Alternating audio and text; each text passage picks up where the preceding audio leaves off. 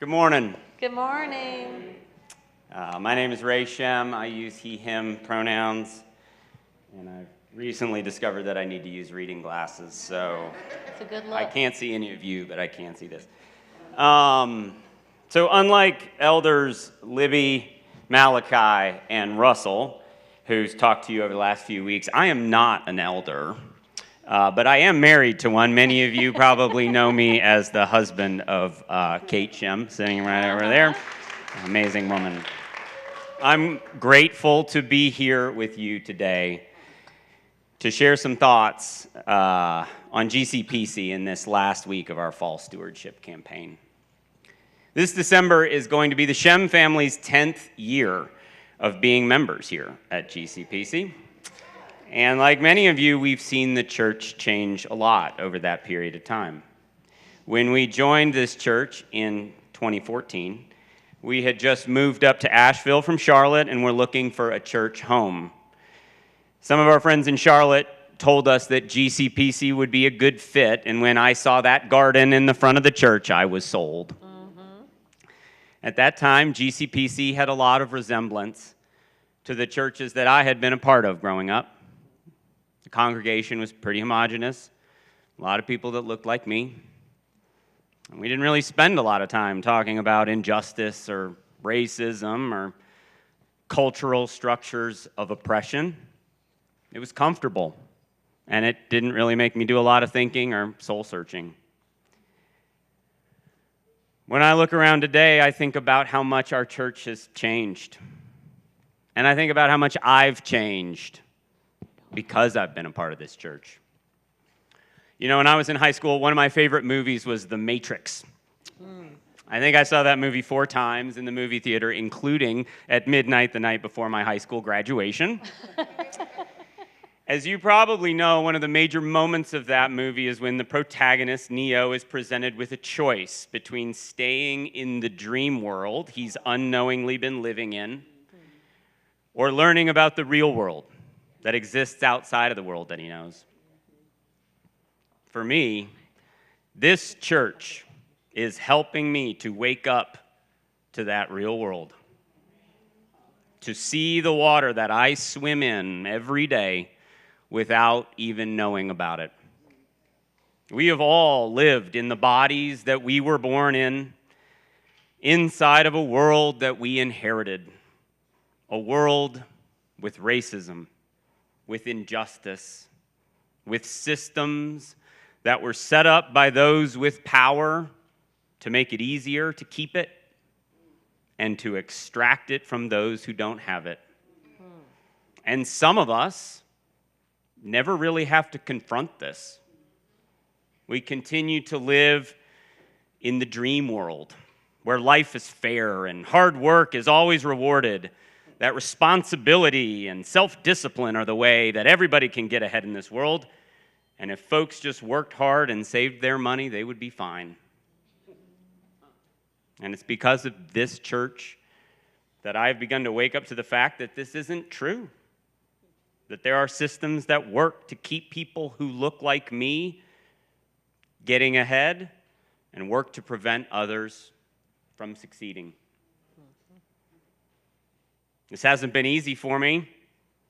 White supremacy is something that's deeply ingrained in me.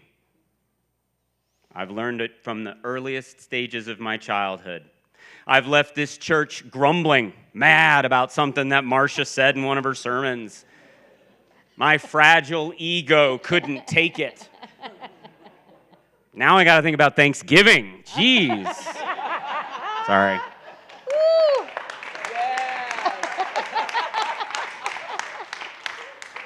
I had to come to grips with the reality that the church that I knew growing up was in many ways just another tool of people who have power to try to keep it. And my brain still resists the idea that what I've achieved, the culture that I grew up with, the blessings that I have received in my life, is built on the back of a mountain of injustice. But I am starting to see it now. I'm starting to wake up to what's really happening in the world. And you know, at the end of the day, this church is telling people what's so, what's real, helping us to see the way that the cards are stacked. I want to try something real quick. First, can I ask everyone to just take a look around you? Think about this space, how it makes you feel. Think about your relationship to this church, the people that you see. Think about how this church is showing up. Now, if you're comfortable, close your eyes. I want you to think about what this church has done for you. Think about how this church might have moved something inside of you. Think about how you're different now because you're a part of this church. Okay, thanks. You can open your eyes. What this church is doing, this is God's work. The Holy Spirit is moving through this place, and it is a miracle to behold. I've never had a relationship with a church like this one before, and I'm sure that I'm not the only one in this room who feels this way. Our church is responding to the worst natural disaster in our history by opening our doors, raising funds to help those who are vulnerable. We're supporting many of our members who to become aware of this legacy of racism and white supremacy. We're partnering with organizations throughout our community run by our black and brown-bodied siblings to participate in repairing generations of injustice. Look, this church is something special. And we've all been blessed with the opportunity to witness and participate in it. But it's not easy and it's not free. This week is the last week of our official stewardship campaign this year, and we have a long way to go. We've raised about a third of the money that we need for next year, and we need your pledges to make sure that all of the work that this church is doing can continue into next year.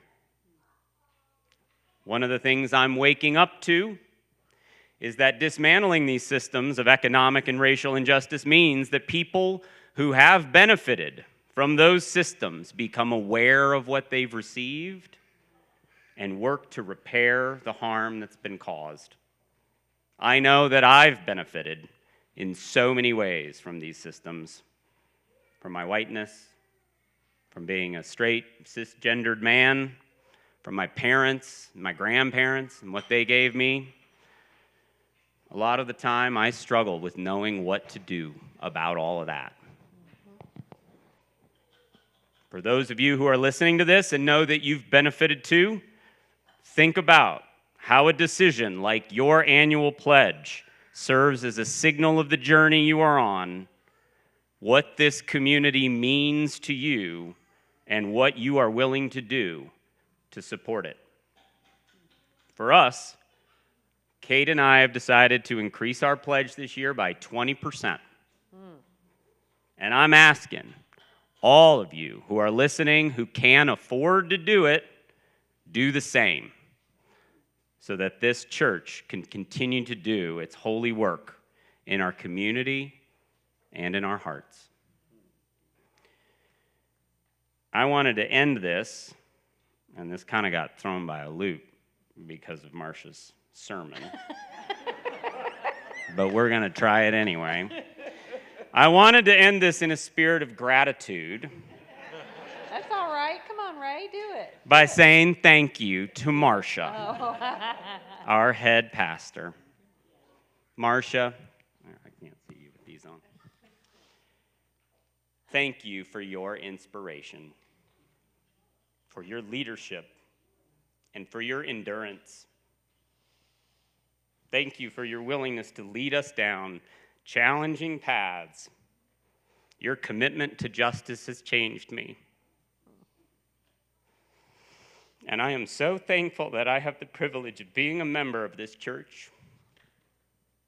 On this Sunday, I want you to know that we are all so grateful for all the work that you provide and the guiding light that you are.